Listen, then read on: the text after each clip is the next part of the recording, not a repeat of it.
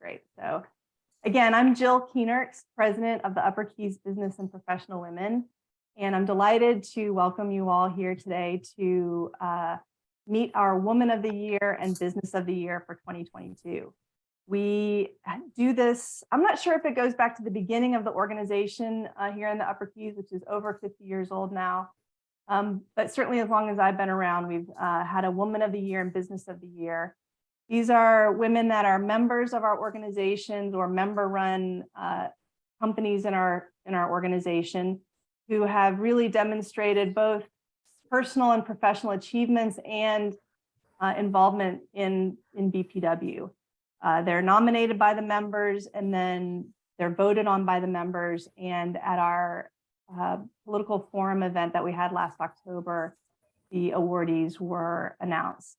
And so I'm delighted to introduce Margie Smith, and I'm going to try and make sure, see if I can pin her. She's in my screen, she's the top left, and then right next to me on the other side is Becky Washam, who's the owner of Sandbar Books, which was our Business of the Year for 2022. So big atta girl right off the bat for them. We had some amazing nominees this year. All the women who were nominated were just exciting, fascinating people. So we thought we'd do this today to give you a chance to get to know them a little bit better and frankly, to be inspired. I'm curious, but I'm also suspecting I'm going to be inspired by hearing their stories and asking them some questions. So how we're going to do this, I'm going to ask first Margie and then Becky to spend about 10 minutes each describing in the way that they choose their career journeys, their work-life journeys. And then we'll go into some questions. I have some that I have got from Facebook and some other things, but if you have a question you want to pop in the chat, do that too. And we'll wrap all of this up by 1:15 for sure. If you have to go before then, no big deal.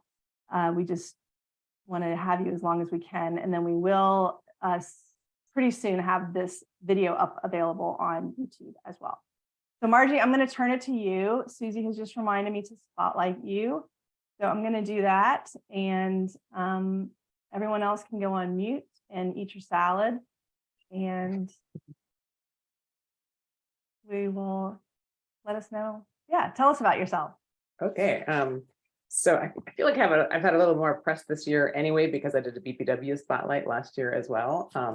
But I guess the interesting thing about my journey is that I am such a planner, and I had a very different vision for where I'd be exactly right now. But what's interesting about it too is that you don't know when you make those plans what else is out there, right? And what opportunities might come along. So yeah, I am from Chicago area, Glenview specifically in Illinois, one of 7 kids. And I mention that because my family situation definitely had an impact on what I chose to do. I had great public schools. I had the luxury of that where I lived. But I also had 2 highly educated parents that were really just financially struggling my entire childhood. And so I knew that education was key, but I also knew it was not a panacea in itself. And so I was very focused when I came out of high school on supply and demand, right? Because I had 2 sisters who had gone to great well-known schools and had, we'll just call them liberal arts majors that didn't really provide as many opportunities, to say it diplomatically, as we saw in some other careers. And I also have a mother who has been a trailblazer. She is 90 now, she's turning 90 in March.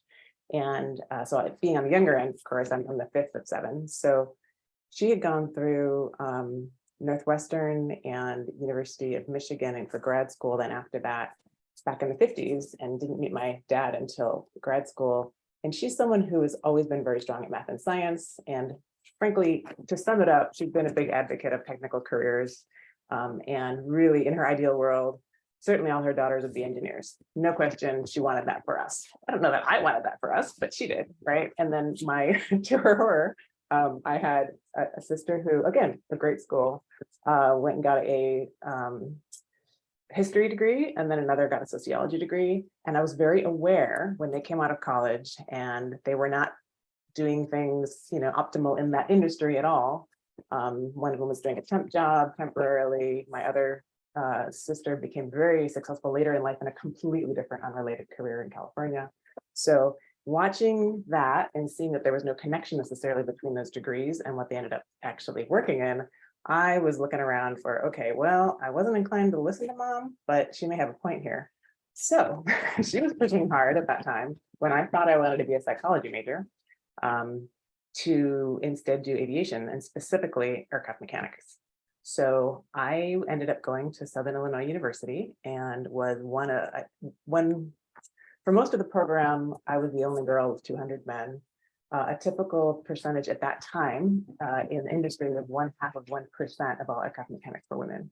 So I started a program for that. Part of the calculus of starting that when I did was I actually happened to have this odd summer where I had the option of actually, because my parents had just gotten divorced the year earlier than that, maybe 2 years earlier. My dad basically supported me and said, look, if you don't want to do the aircraft mechanic thing, no problem, I'll support you to do something else. And so I decided to go ahead and check it out, give it a try. And as it turns out, what I saw was the light at the end of the tunnel was that I knew that, again, going back to supply and demand, if I had a really rare skill set, I would be employable and I'd be financially independent. So whatever I could find to do that everyone else wasn't doing was where it was going to go. Not a lot of emotion, really just a business decision. And this is at 17 because I was quite paranoid about ending up unemployed for any part of my life or just, financially not in charge. And truthfully, my dad was unemployed for a pretty good chunk of my childhood, despite being a lawyer from a really, prestigious institution. So as far as where I went to school. Anyway, I ended up going to SIU, finishing the aircraft mechanic program. They're called an airframe and power plant mechanics license, which was fascinating to be such an extreme minority in that program. After I got done with that associate's degree, I got a bachelor's in aviation management. So then that's about airline management and airport management and the broader spectrum of aviation. And then I stuck around for my master's degree in public administration with an aviation concentration though. So it's still the broad public administration degree. It's just, you got this extra emphasis related to aviation policy. And summers between semesters of grad school, I worked as an aircraft mechanic at Service Aviation at small general aviation airport outside of Chicago area, now called I believe it's Chicago Executive Airport. So again, that was just a fascinating culture that I was in for sure. And once I got done with that, finished my master's degree in public administration, I actually had an opportunity for my dream job in DC. And that, I'm sorry, I'm skipping one. After having been an aircraft mechanic, I came back to grad school. And when I finished, I actually set it up as an internship originally that became a job. And that was the airport manager of a general aviation airport, which means non-airline service airport, right underneath the Class B airspace of Chicago O'Hare. So it was close to where I grew up, but I wasn't living at home. I actually was living with a friend, a family of a friend actually from grad school. And while I was there, it was kind of a unique situation, I guess, because at the time, I think I was the only one of 2 women in the state that were airport managers, and surely the youngest because I was 23, something like that. I stayed there until the end of that year, and then had this amazing opportunity with what I was starting to get into a minute ago, which was my dream job at the time, a staffer on an aviation congressional commission.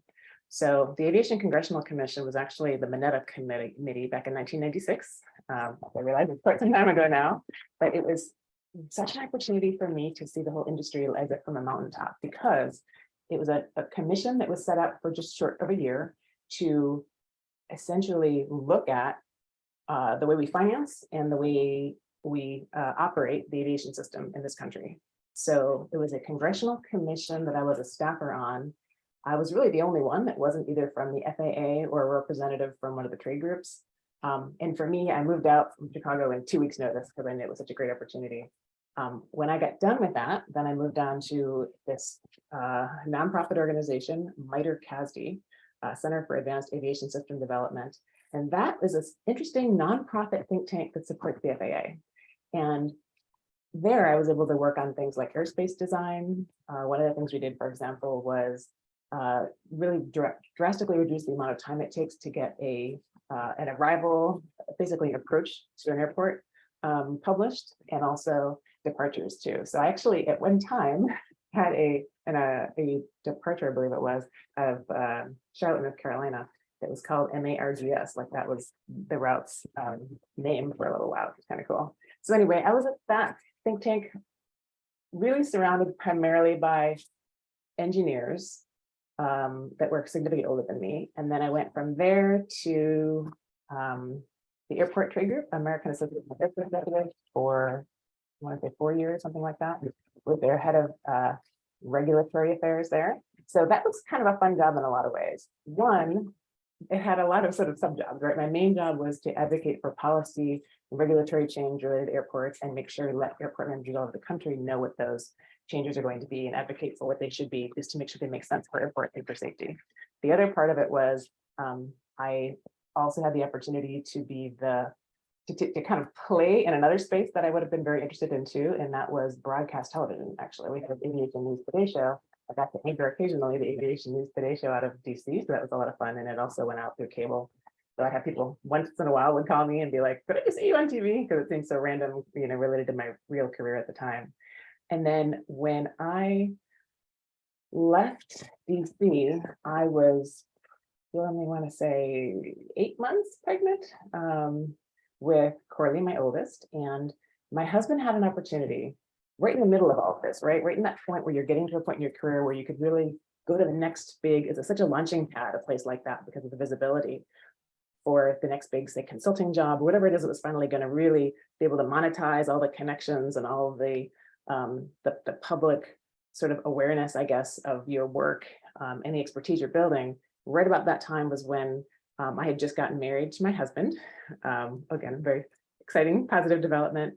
And we made this decision pretty quickly for me to stay home for a couple of years. And then shortly after we moved into that house, he ended up having a situation where he decided to leave the job he was in. And it was suddenly we're like, well, wait a minute, now we're about an hour outside of DC. Does it even make sense for me to go back and maybe do the FAA, go to the airport somehow, or go back to the airport trade group? And we really had committed to having just had a baby to me being home for a couple of years. So for once I had the opportunity, really having been tied to my career, and I had a very strong identity around my career, where I was all about my career in those days. And I had so much fun with it and just really enjoyed sort of the broader network nationwide within the aviation community, which for me went across a lot of different sectors within aviation, which I found a lot of fun. And I had started, doing really early on. We moved down to the Keys with a 3-month-old in 2005. And it was like this identity shift, right? If I'm not this person, again, all about my career in aviation in DC, after all, which seems like the center of the universe, right? When you're in it, who am I now if I'm suddenly going to be a stay-at-home mom for a while? And that was a decision that we had made when we left. Okay, we know I've got to be home nursing, and that there was a whole lot of nursing and a whole lot of really having the opportunity to jump into something called the Keys Kids Playgroup, which a few of you I know have been involved in. That was such a lifeline to me. Like so many women, I'm looking at Lauren there. I know there are others that I met through Keys Kids Playgroup initially.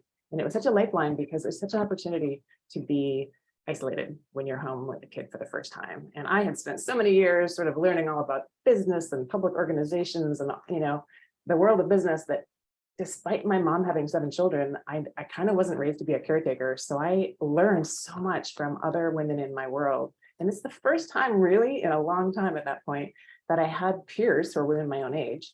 And so it was just a lot of fun to have women around me, frankly, because I had spent a whole lot of time around older engineers, older economists to some extent as well. And of course, earlier on, the aircraft mechanics. So I really enjoyed my time here showing my daughter the world. The first couple of years I was in the Keys, I was actually at home. We were renting then and just trying to keep costs minimal so that we could pull that off as long as possible. And then when I went into the workplace, it was as CEO of the United Way of the Florida Keys. Which weirdly enough had a lot of the same skill sets, despite the fact that, all those technical qualifications and certifications, of which I had many, were just kind of thrown out the window. And I was focused on how do I take an organization that has potential, has been around for a while, but clearly needed to be turned around. How could I take that on countywide? So I would say that for me was very poor paying job.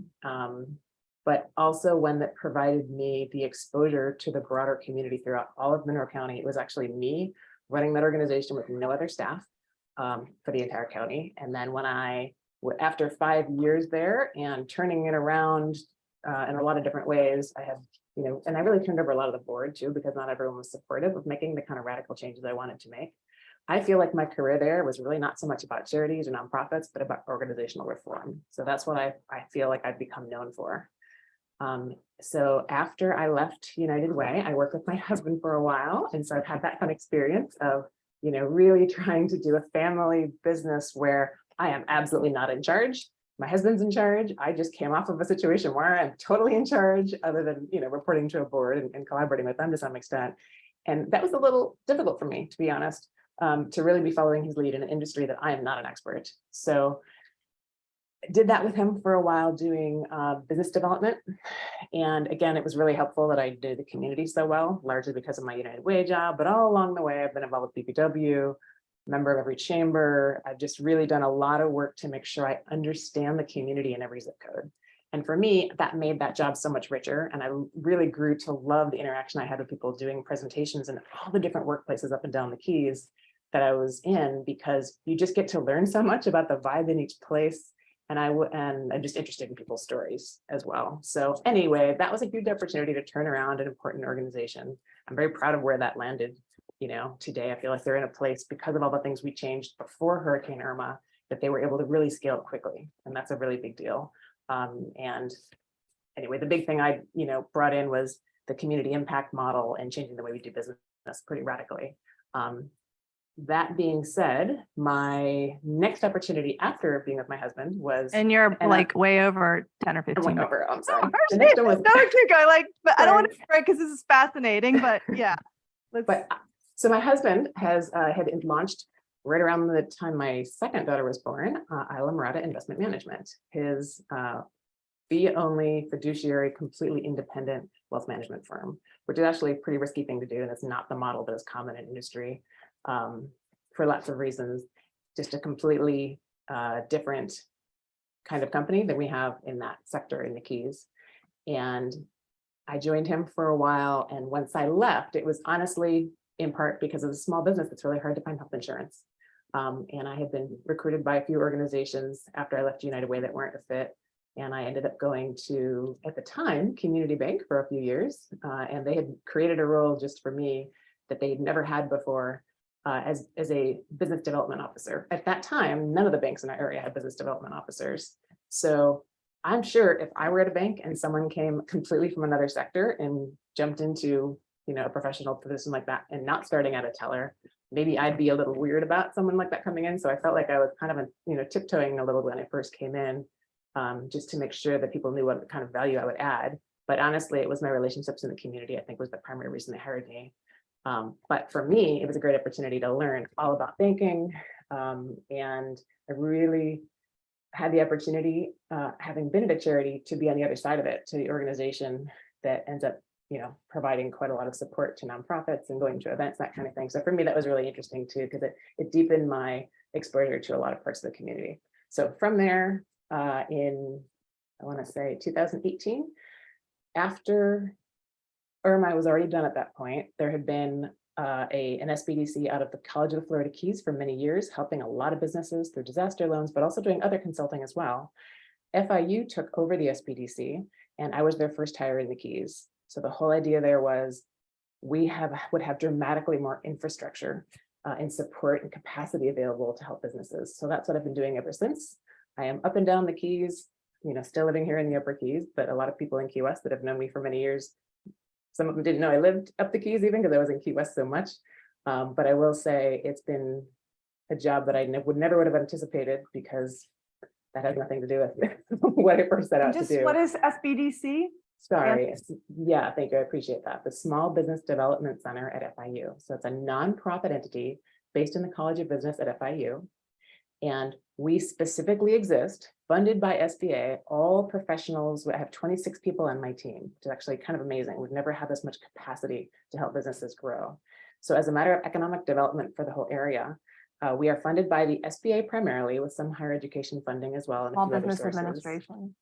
Small Business Administration, yes, primarily, to be available to consult one-on-one with small businesses and help them grow. Considering that I came from a family where my mom's aim was always find a secure job and have a pension, like that is her goal in life for her children, that kind of security and entrepreneurial mindset was something that I certainly had to learn along the way. It was not something that was, a given in my family at all. So when I came to the SBDC, I knew that I understood the community really well. I know I'd had a lot of different roles in a lot of different sectors, which I kind of abbreviated here, but I've been amazed how much the various things I've done in different places has been useful to my clients actually, and my understanding of the keys. So it's been a really interesting job. I love working with clients individually one-on-one. Some of you on the call have actually had calls with me, whether it's setting up a business or whether it's growing your business or doing business development or federal contracting. There's just a lot of different areas.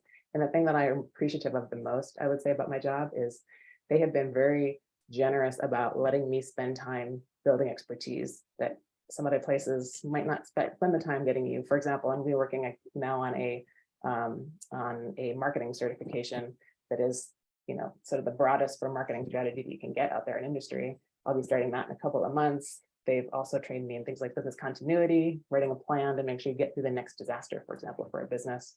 So anyway, they've really invested in my getting smarter, which I appreciate. And that's the number one reason that I take every job. Is this going to make me smarter for the next thing I do and have a broader skill set? So I've been with them since 2018. I've got a pretty flexible schedule, I'm happy to say, which has not always been the case. Working primarily from home and now a lot more by Zoom. I initially traveled a lot the first 2 years, back and forth up and down the keys between all the chambers and sort of outreach, but my primary job has always been to be a business consultant with those businesses, try to work around, the schedule of making sure people know we exist to actually be doing the work with those clients. So that's what I'm doing now, and I'm going to end it there since I think that's the part of my career most people are most familiar with, although I think most folks know me from when I was initially at United Way. We'll stop it there and we'll continue on. I'm sorry with our next candidate here who. Thank you. Cut short. I'm sorry for the. No, it's Too great. long. It's great to hear that whole story. I think people may know you from one or more of those different roles that you just described that you played in the community, but maybe didn't know your origin story. And we're going to ask you more about fixing airplanes a little bit later and some other stuff that's fun. So, but thank you, Margie. If you have questions specifically for Margie, you could put them in the chat and we'll go back to those once we've heard from Becky. So Becky, I'm going to put you in the spotlight now. There you are. Becky's relatively new to the community. Her business, Sandbar Books, is our business of the year for 2022.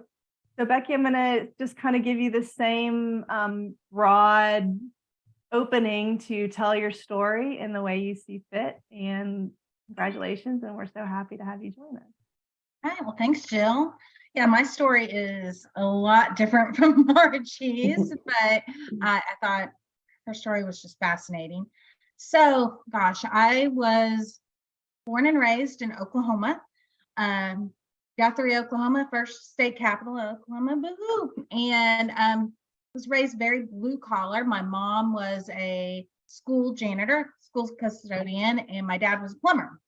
And all my life, I've always had that entrepreneurial drive. It's one thing my husband and I have always had in common. I was the kid that bought the big bag of Tootsie Rolls and then went and took them to school and sold them individually so I could make a profit. So I did that. I had my own little cookie business. Which ended up being a disaster, but that was a life lesson I learned back in 4th grade. And so, yeah, I've always had that entrepreneurial spirit, entrepreneurial drive, but I didn't get to take advantage of it for a long time. Met my husband, we were 16, got married at 18, which is a real typical thing for people in Oklahoma to do. We'll be married 30 years come next year. And we both, we had to start working right out of high school, and very blue collar. So thought about going to college, thought about going to University of Oklahoma, got accepted, but decided, you know what, we need to make money. We are 18 years old, living on our own, having to pay for an apartment and a car and all this other stuff. So started working in a factory. I worked on the line. I worked in a water pump factory and was there working on sewer pumps and everything else like that. But I wasn't satisfied with that. And I was going to night school at the time. Michael and I were both going to night school. He worked in a different factory, and we were the people that brought our dinner in our igloo cooler, which was sandwiches. We only had one car. And after I got off of work, I grabbed that cooler out of the factory refrigerator, went and picked him up. We ate our sandwiches on the way as we were going to night school. And so that was how we got our start. I really, really wanted a career, not just a job. One of the big things with us, we had a competition since we both worked in factories, who was going to get in the office first. Well, I made it. I got into marketing at Little Giant Pump Company. I was the first one. I won the competition. I got my own business cards. I got from the desk of Becky Washam. That was something I could flaunt in front of him a whole bunch. So I was real proud of that. And was real happy in that position for a few years. I've learned a lot. It was my first job in the office, but Michael was always into computers and technology, and he ended up going in that direction, and he got an opportunity to work for Microsoft. So we packed up our bags. We sold our first house that we had bought and headed to Dallas. That was a big deal. Whenever you're in Oklahoma, I know it's only 3 hours down the highway, but that was a big risk that everybody in both of our families went to Dallas, got a job selling industrial plastic. That was my first true sales job. And that was quite an experience too. Got to go on my first business trip, went to San Francisco, went around selling industrial plastic, 4x8 sheets. And I still have that entrepreneurial spirit though. So after we had our first child, he's 24 now, I became a stay-at-home mom, and I learned from a friend how to sew. So I started a business called Beautiful Solutions, and I sewed curtains. I sewed curtains for all my friends and people in the neighborhood. And that was my first experience, owning my own business. Well, that was great, but it was backbreaking, even though I was in my mid-20s at the time. Wasn't something I necessarily always wanted to do. So then I decided, I'm going to get my real estate license. I like real estate. I like looking at houses. I like making curtains for them, so I might as well sell them. So we had a goal. We were thinking, I could just sell real estate. It's a flexible schedule. Maybe I can make $10,000 a year. And we thought, yeah, that's enough to pay for us to go on vacation, different things like that. So got my real estate license, got involved in real estate, and it really exploded for me in real estate. I was with Coldwell Banker for quite a while. Then I moved on to Remax. I had the #1 real estate team in all of Remax DFW. So that was very exciting. Had one of the #1 websites. This was before Zillow, before anything like that. Realtor.com was out there. But my website, because my husband, I had that advantage with him, he was so technical. We made it very customizable with what our customers and our clients were saying they wanted. And we knew SEO very well too. He knew SEO very well, and he taught it to me. So we were able to get ranked up in the Google rankings top in DFW. So the big economic crisis of 2008 hit.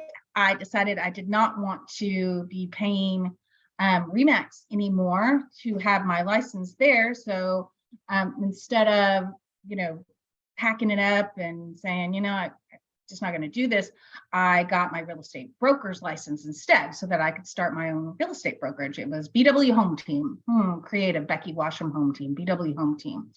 And we really grew a lot with that as well.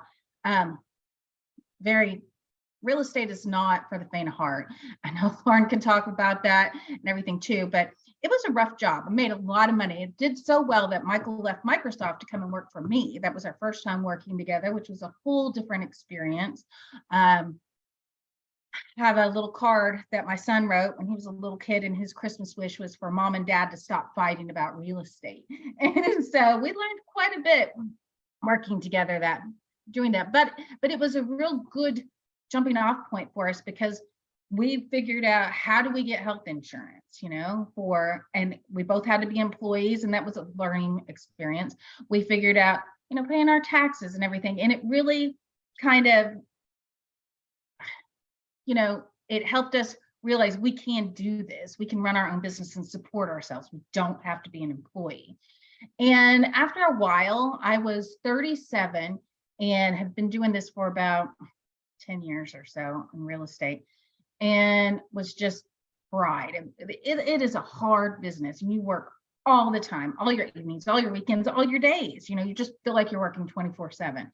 And I was fried, and we'd always wanted to have another child. So being 37, we're like, the clock is ticking. So went ahead and got pregnant with Jovi, and I decided I had what they call the float in the pool moment, or my husband refers to it as that, because I was just like, I'm done. I was in our pool floating on my back, and I'm like, I can't do this anymore. And he's like, well, if you can't do this anymore, then I'm going to go back to Microsoft, but I want to be successful. So we have to go back to Redmond, Washington, which is where the main Microsoft campus is located at.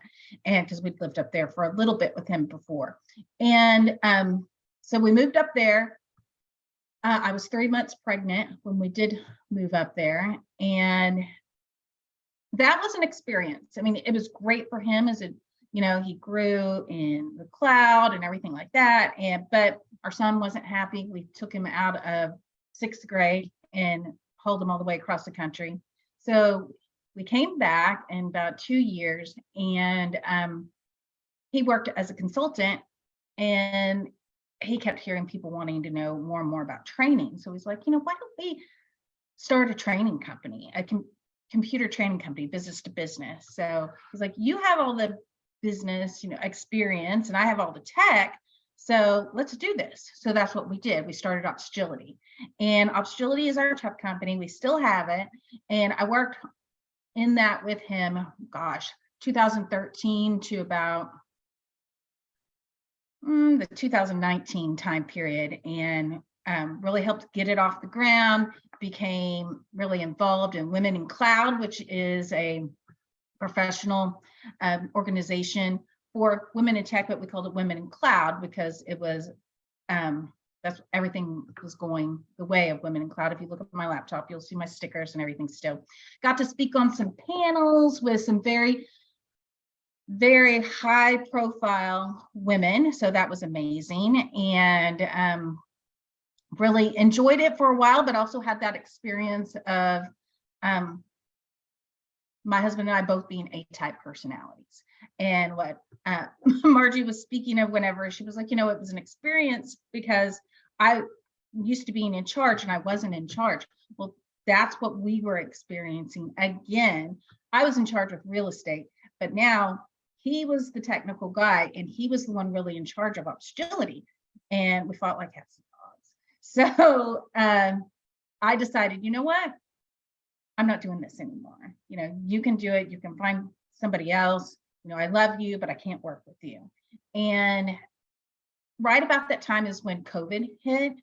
So there was a lot of change going on. And we both, decided when schools shut down and everything, that if we ever had the opportunity to move, because we made all our workforce remote, so everybody was working remote at the time. We knew that if we ever had the opportunity to live anywhere we wanted to, because we always had the experience, we were always bored. We refer to ourselves as Prince's mother. I don't know if you guys are fans of Prince or what, but she's never satisfied. So that's us. We're always Prince's mother. We're always bored, looking for something to do. So we're like, let's just say screw it and go to the Keys. We love the Keys, and we can work remotely, like we can work remotely for Opsgility, and I'll figure out something.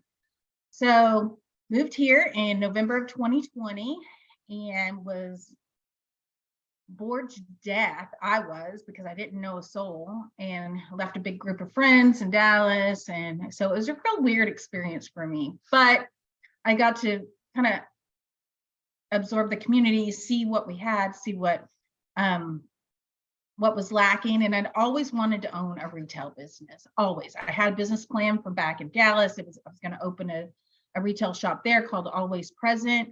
But spoke to the SBA, got my business plan all together, was going to do it, but I kept getting sucked back into ops agility.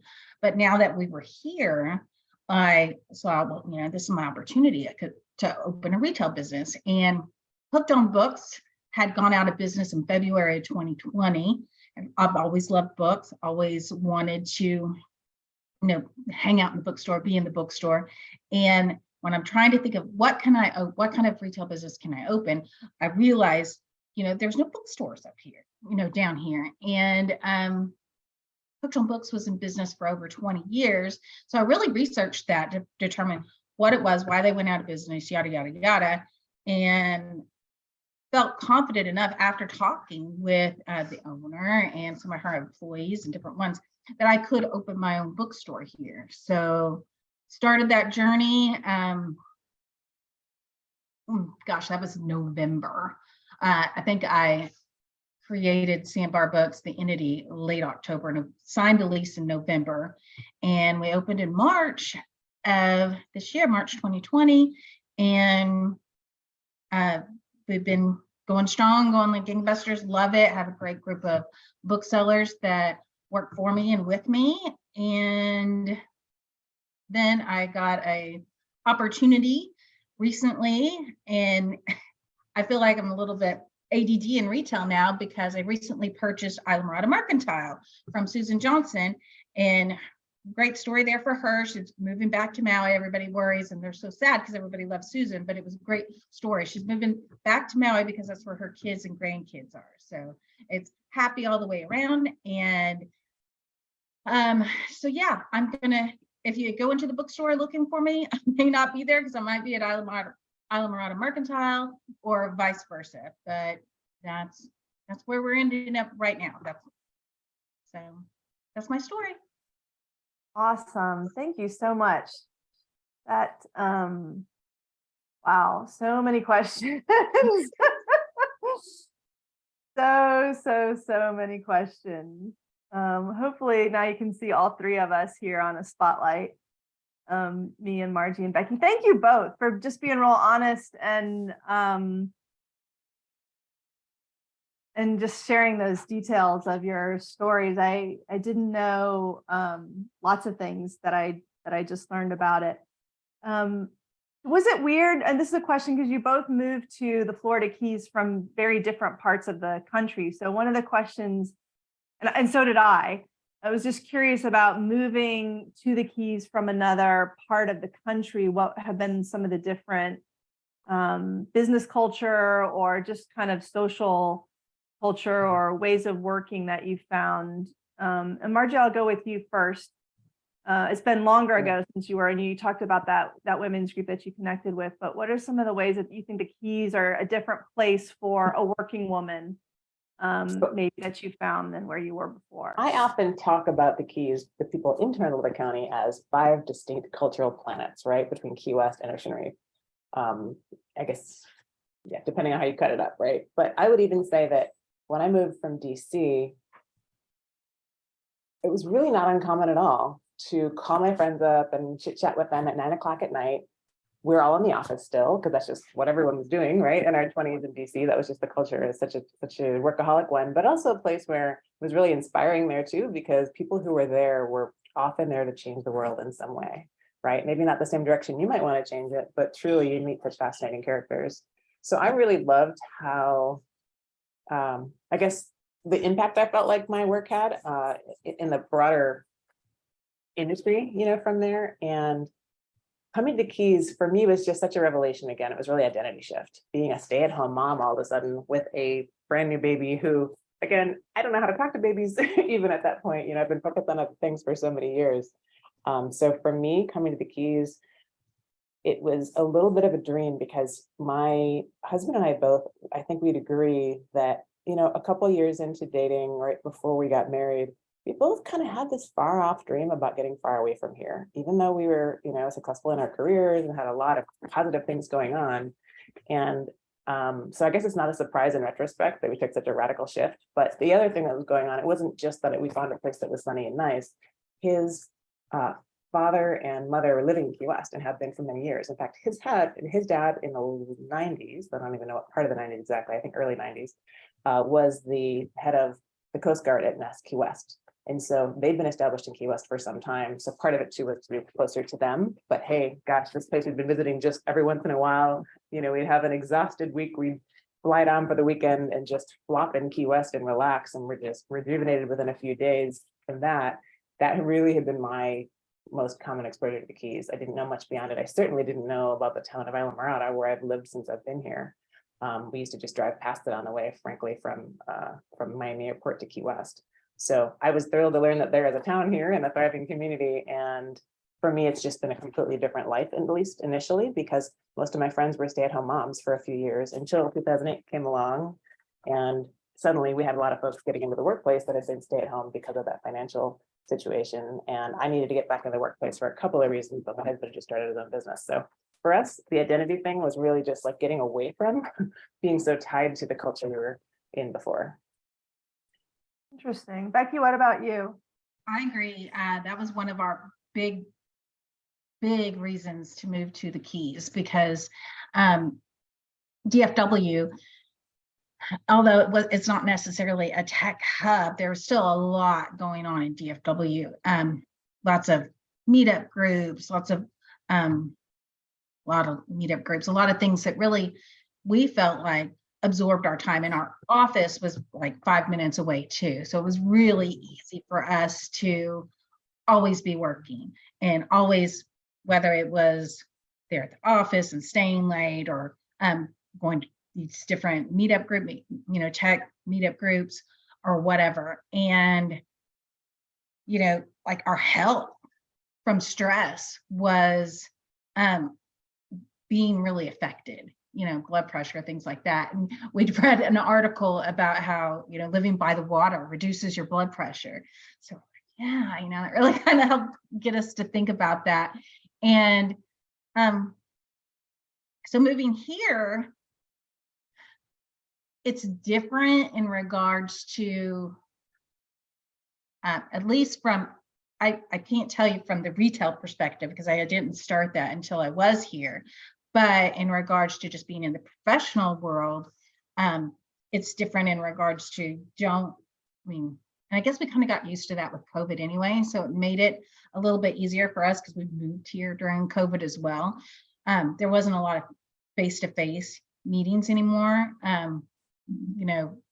Gosh, both of us were traveling quite a bit too, which wasn't a balance in and of itself. That all ended with COVID, and we kept it that way here. So it's just been different in regards to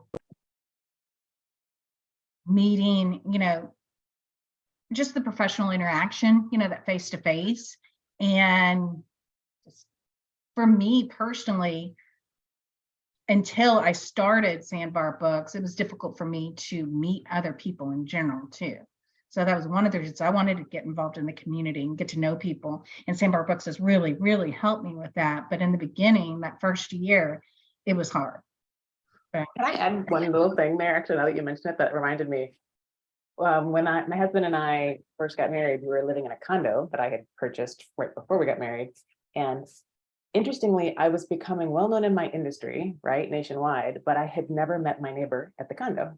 Never. And all the time we've been going back and forth at all these weird hours, because I'm sure we all work crazy hours. Never met my neighbor at all. It was such a different experience being here, especially, oh my gosh, with this bright-eyed baby in the front carrier pack walking in the Winn-Dixie, and everyone is just, engaging with you as someone with a child in a way. And just being a smaller town, that was just such a revelation. It was great to have that. But again, the isolation is absolutely such a real potential for anyone as a stay-at-home mom. So that playgroup was really a lifeline for me. Yeah. Margie, Becky talked about being part of that Women in Cloud professional women's group. What about you? Have you been part of women's groups professionally or otherwise in your career? And how has that worked out for you? I would say in the aircraft mechanic world, you would go nuts there, frankly, if you didn't have access to other women in the sector, because it's just such a completely different experience being such an extreme minority. I was very involved with women in aviation. And actually, when I was in grad school, I was the president of the Women Aviation chapter in Southern Illinois University, where I went to school. and then continued being involved with that. In fact, for me, it was like my starter organization where I really learned to be comfortable networking. And I found out pretty early that I liked that and would go to conferences and I'd have so much fun getting to know everyone. You know, the first one you're nervous, and then you realize, oh, it's not rocket science, right? And then you become much more comfortable with the next. So for me, that was an important launching point too, because I ended up in roles, even in grad school, actually, I did recruiting for the aviation program. Now, I'm aware I was not a typical example. However, I was great for recruiting in that they sent me to the National Business Aviation Conference, the Airports Conference, all these different conferences all over the country representing SIU to recruit people for the aviation program, specifically their aircraft mechanic program, but the other ones as well. So for me, that was a great starter, and it added to my ability to create a much, much larger network within my industry because of my comfort level with all those different groups and conferences over time. Nice. Thank you. I had a question here about what did you want to be when you grow up? So I don't know if either of you have a funny or interesting answer to that, but I'm also wondering about times when you learned something, when you thought you wanted to do something and then you realized that wasn't it. So maybe have there been any hard lessons learned in addition to thinking about what you wanted to be when you grew up might have changed?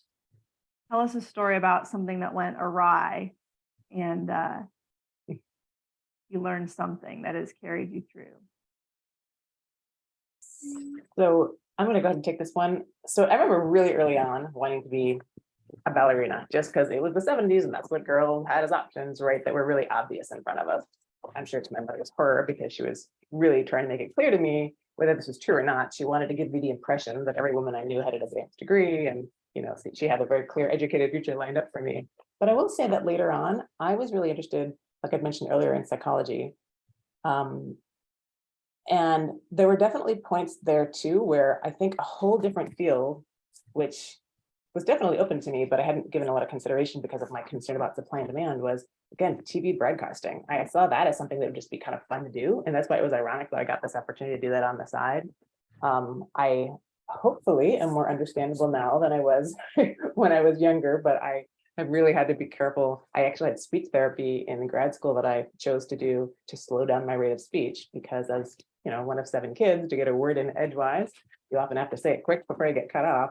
So that's something that was of interest to me for sure, but I really avoided, ironically, I avoided skills that were really natural to me, like the plague. And that may sound like a crazy thing to say, but I was so obsessed with the idea of being a rare skill set in a place in the economy that's in demand, that I pushed aside the fact that I was really pretty natural with marketing, PR, all those things that in aviation are full of C personalities on the disc scale and get viewed as kind of fluff, which also happen to be most likely to be women that have those skills as well, which is kind of an interesting element there. So I feel like a lot of those things that I was trying to make it really clear, I am technical, I'll be as close to engineering and technology as possible for credibility. I was all about that when I was in aviation. But the truth is, I learned at that aviation think tank, being surrounded by engineers, what made me valuable there is that I did not think like an engineer. And my perspective on every team project we ever did was I would have different questions, different concerns than everyone else, and that added a lot of value.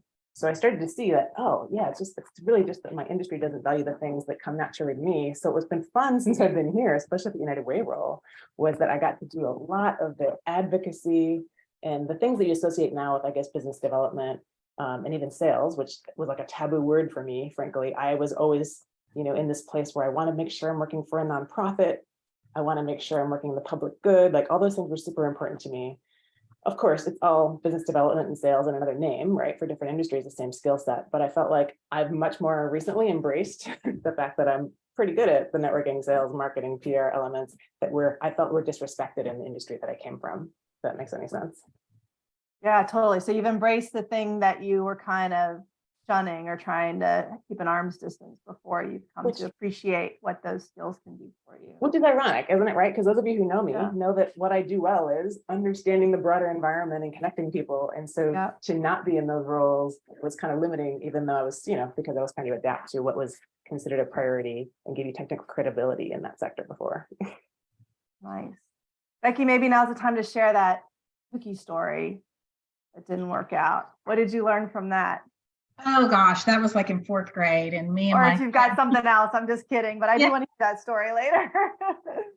Well, I can tell you what I wanted. I mean, my lifelong goal growing up, though, I thought I always wanted to move to New York and go into advertising and work on Madison Avenue, or be an art director for a magazine. That's what, I listened to Frank sing the song, and I was so motivated by him, especially, being in a little blue collar town in central Oklahoma, that was my thing. And I grew up in the 80s. And so I was really driven by that, that Peter Gabriel song, Big Time. That was, my anthem. And that was, that was what I wanted to, really follow that. And I just thought that was the way to go.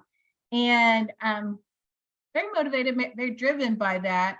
But life changes things, and gosh, I don't want to sound too sappy, but I totally, changed direction on that because of my boyfriend at the time, who's now my husband and will be for 30 years, and I kind of had, a change of the road there. But luckily, we have grown together, because we were babies. We were 16 when we met, and we've grown up together and learned, and we both have the same values and both appreciate each other's skills and expertise and support each other with running our businesses, and learned a lot in regards to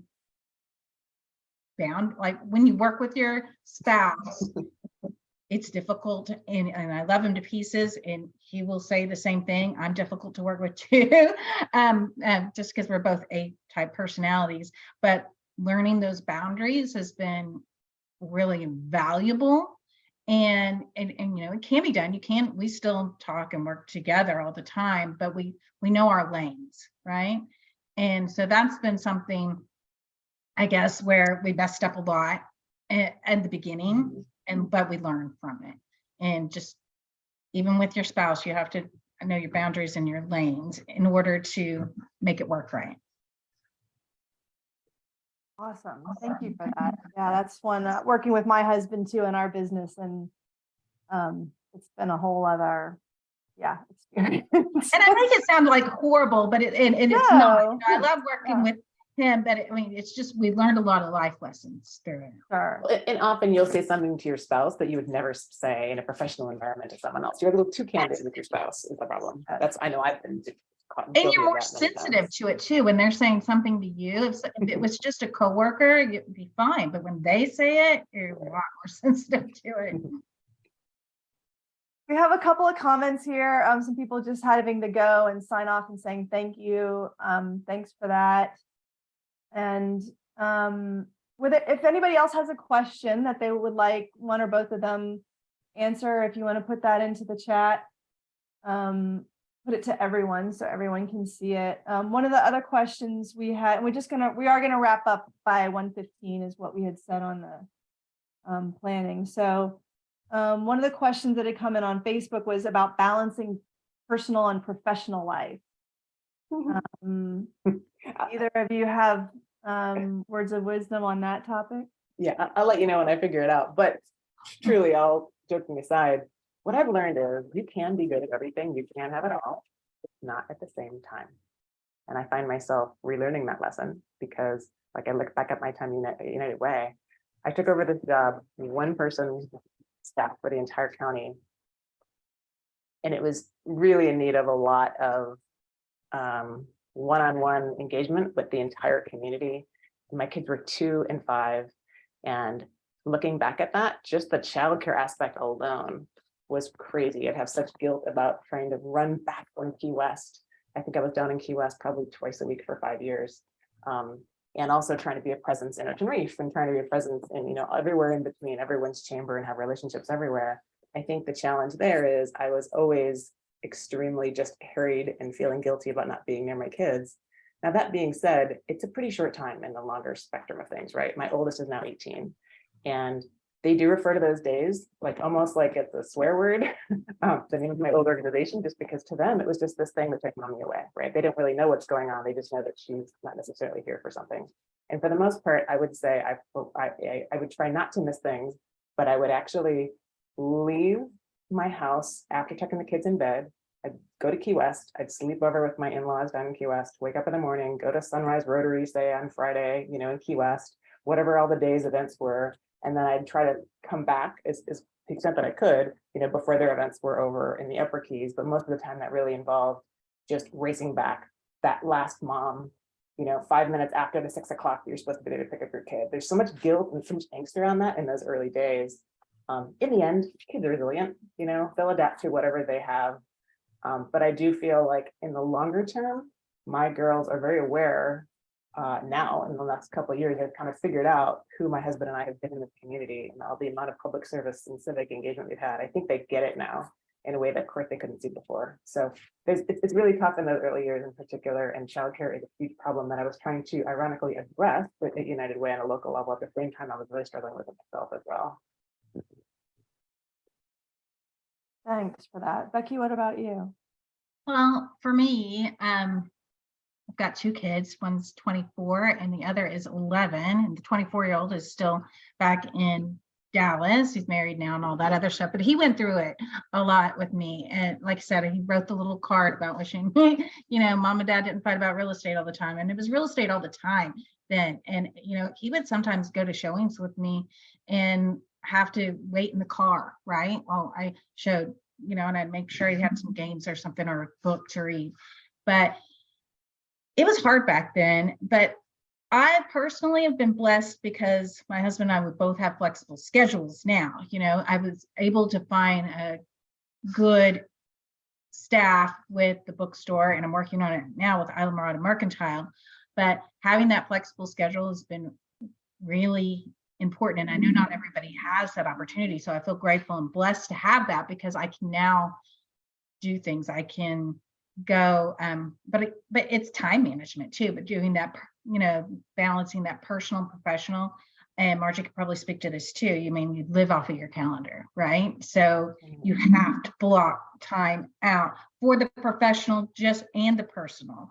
And those date night or whatever goes in that calendar, or the award ceremony at PKS or whatever goes in that calendar, and you have to plan around it. You just live by your calendar. And I think personally for me, that's the only way to do it. I will say too, we talk about that. This is a question that comes up more with women than it does with men, right? About balance, because people are aware that most of the time there's all of those setting up the social calendar, figuring out school, figuring out childcare, those things tend to fall on women. My husband's in a position to be much more of a partner in those things now. That wasn't always the case, but sorry, I'm just losing track of where I even started on this. I just feel like with this discussion about balance, one of the things that I feel like we've evolved over time is figuring out how to say no to things. That's something in the last 30 days I struggle with. I've had some really big things that I'm excited about doing that I say yes to. And it's interesting because I've had a little bit of this conversation with some of you recently about how, there's some things that, yes, you got a jam-packed schedule, and yes, like it's something you really want to do. It would be fulfilling, it would be fun.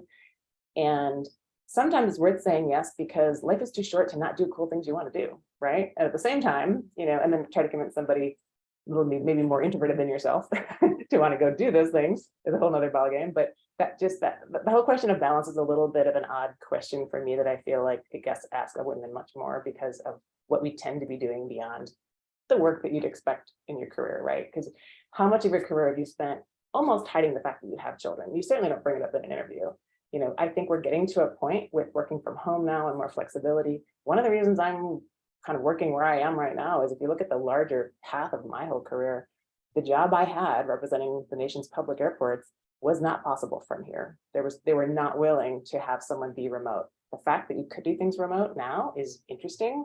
I've got a friend who just started working at PricewaterhouseCoopers, who now has a large top 6 consulting firm that now you could live in Islamorada and work for a place like that. Now you get to a point where you're like, well, is that where you want to spend your time once you're really integrated into the community? But it's interesting because that was not an option even 3 years ago. And all of a sudden we have these places that will give you the option of doing something more flexible. So I guess the question is, part of it in my journey has been, have I been really standing up for what I need and in the job?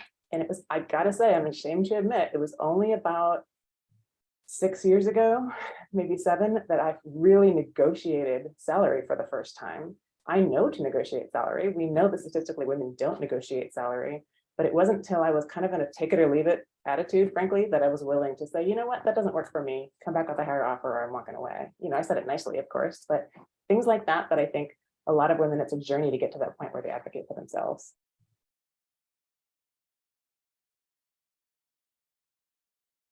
You've given me a lot to think about right there. Especially that part where you said you spending time hiding the fact that you have children and not hiding, but you know what I mean, making it not an issue or not a part of your professional identity, or that your professional identity was very kind of had sharp edges around it, that it didn't. And I think sometimes in bigger cities, my experience anyway has been that you can do that, or you sort of have to do it in a way. Here we're in a small community, we know each other, we run each other in the grocery store, and it's obvious kind of, it's just a little bit we're more exposed, if you want to say it, say it that way, to our whole identity, not just our professional identity in a community like this.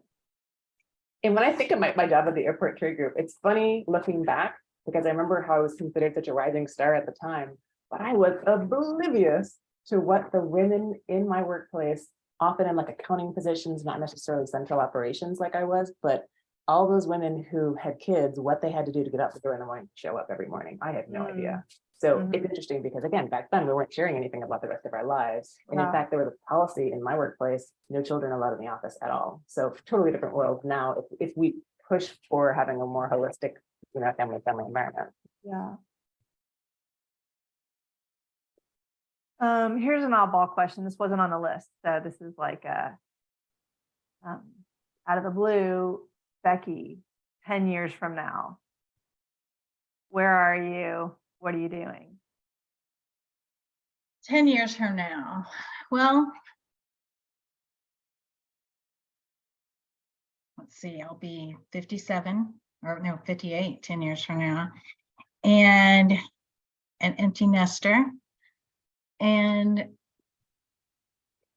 I think what I would like to be doing is kind of the dream I have, because Sandbar Books is still, I have Island Marauder Mercantile, but Sandbar Books is still my baby. I would like to have a Sandbar Books and marathon, and toying with the idea of maybe another one.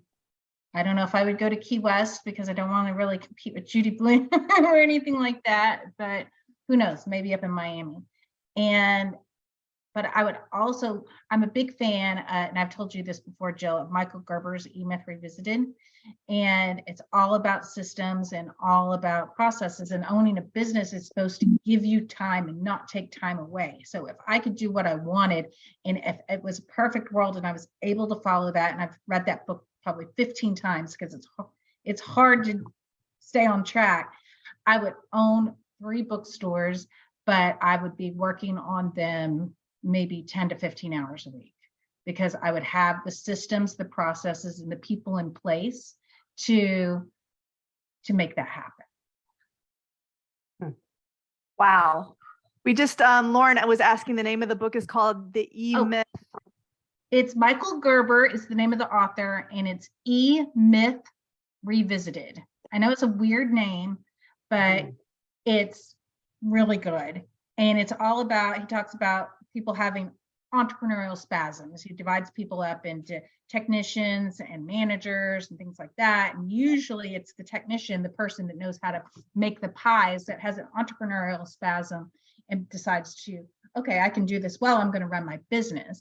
And I'm going to start a pie business as an example he uses. And he explains how, one thing I love that he says in the book is, and you got to watch yourself with this when you're running your own business too, is you don't want to have a paid audience watching you work. And that's what happens when you are that technician, because you are like if you're like me or a control freak, you're doing all the work, but you have employees and you have people and you're paying them. They're just your paid audience. They're watching you work because you're doing it all and you're not delegating and you're not training and you're not teaching. So that's something he really hits on is making your organizational map and not doing it. That's what he says, because I've listened to his audio book a lot, and he has a audio conference you can listen to too. And so there's just so many good tips in that book. So E-Myth is like the entrepreneurial myth is what he's referring to. And we have it in the bookstore, but you can get it anywhere. And I highly recommend it. It's my favorite business. I think we should do a book club. I think we should all I'm going to put it out there for us.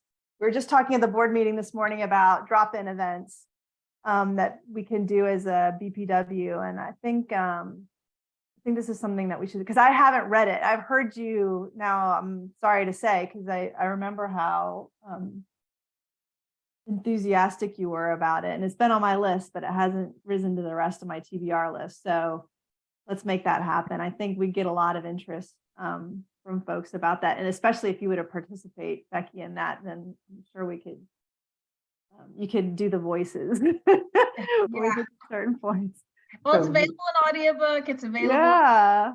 So it's been around a long time, but it's good. And if you read articles from other people where they're talking about some of their favorite business books, that makes the list. Comes up. Yeah. I know it does.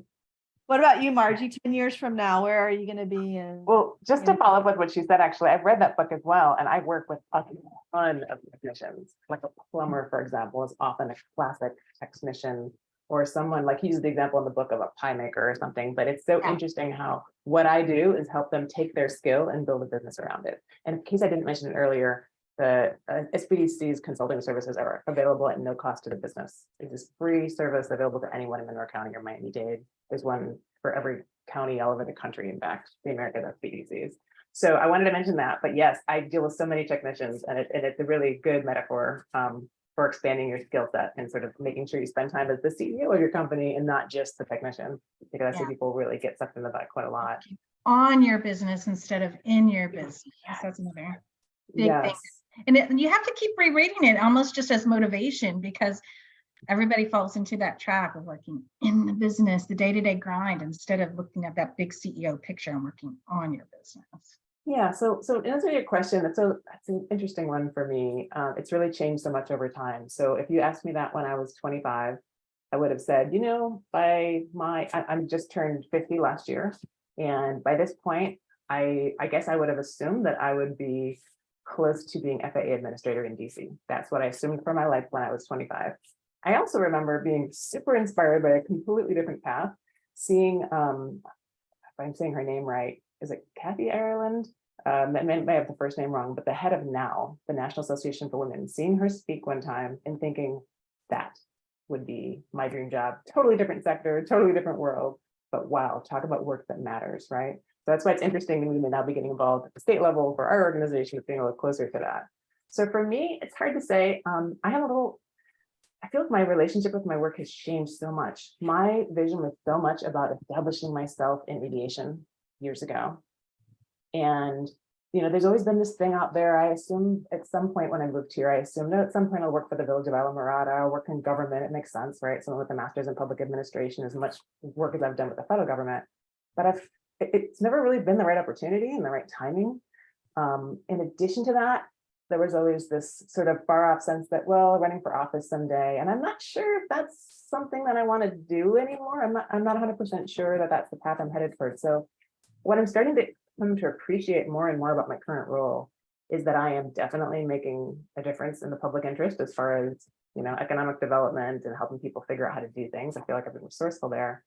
I'm not 100% sure, honestly. I guess I had more ideas about that 5 years ago than I do now, because I'm getting closer to that point where, when I turn 50, I'll do these various things, and especially in public service. Now it's at the point where, well, it's when my kids are gone to college. So now I've got one headed off to college in the fall, so I'll be looking a little more real. And it'd be interesting to see at that point whether I end up actually taking on one of those opportunities to get back into what I call like sort of the innovation economy again, because I feel like to some extent I left a substantial part of the innovation sector, whether it's aviation or other things in sort of broader business, to come to the Keys. I also find it so much more meaningful being able to work in a community you really understand at a deep level because of all of your years of service. So I don't know that that has the same appeal for me anymore. So that's a good question, because honestly, the SBDC is something I didn't picture, but I didn't know it existed until just a few months before I joined them, actually. So it's hard to know. I just know that I have found more confidence that the skill sets that I have doing one job are actually very relevant in a completely different sector. And I'm not sure what the future looks like. I had a couple opportunities to get back into aviation since I've been here, but in the end, it wasn't a great thing for my family as well. And a couple just didn't work out. So I look back at that 2 years later and wow, I'm glad that I've had the flexibility to be around for my kids now. So what does that look like when the family is concerned and not a constraint? I'm not sure. Lots of options out there. Interesting. Yeah. Thinking about what you said, when you think about it when you're younger or when you still have kind of milestones ahead of you, like a milestone birthday, or, the kids at a certain point in their life. And then you get to maybe a certain point in life where you go like, okay, well, now what do I mark? My time and my future and my ambition, my aspirations. And in fact, I'm pretty sure that my daughter is going to end up doing something that either doesn't exist today or that I've never heard of. Yeah. That's True. pretty exciting, right? Because we tried to take the steps to help her get into the innovation economy from here.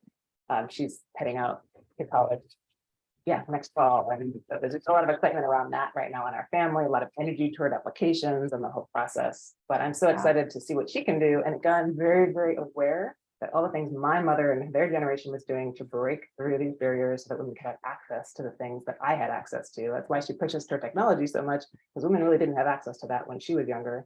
In fact, she was even pre-Title IX, so she didn't have even high school sports teams that women could play on at those days. So being aware of all that and exploiting all those opportunities has been really central for me. And so I'm just excited to see what she has access to with the start we've given her. Right. That's a really nice kind of idea to end on, because we're now at 1:15, 1:16. I want to thank you both for so generously and openly sharing your stories and your experiences with us. Thank you to all of you who joined. You've got some clapping going on here in the gallery. Really enjoyed having everyone here with us. I'm going to close it here. I'm going to turn off the recording, and then we'll just kind of have a few minutes for free flow chat if anybody wants to say hello or ask a question this way that you didn't on the recording. But again, thank you. Congratulations for being our Business of the Year, Sandbar Books owner Becky Washam, and our Woman of the Year, Margie Smith, who's with the Small Business Development Corporation.